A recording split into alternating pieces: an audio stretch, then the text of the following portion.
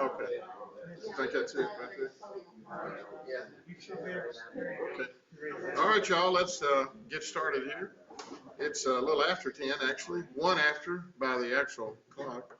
I do want to report Mike Lamro had a heart attack last night and passed away. Yeah. They actually flew him to Jackson, and he was conscious, and one of his cousins actually got down there who would be his next of kin, I guess, and she talked with him and visited with him until the end of visiting hours, and then she said she'd call him back, and he thanked her for coming, that kind of thing, and visited with her. And then before she left Jackson, he had another episode, I guess, or coded or whatever they call that. And then they brought him back, and then before she could even get back up there, he had coded again, and they said, it's just, we can't do it, So Mike was a good guy, but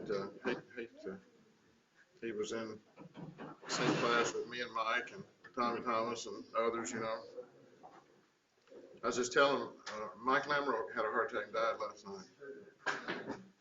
So, well, let's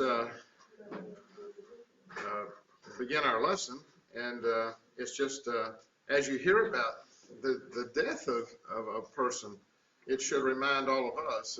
In Proverbs it says, better the day of death than the day of birth, because the day of death should remind us of the brevity of life and the urgency of our relationship with God, our salvation, and the day of salvation is today. The day of receiving Christ is today for anybody that has not received him, and you should never put that off, and we should start today. If we're Christians who have backslidden, we need to start today changing our life and starting to live our life for Christ if we have failed to do that in recent years or months. And the lesson today is living the message. Last week we learned what the message was, and now we're going to understand, I think, from reading this lesson and studying it,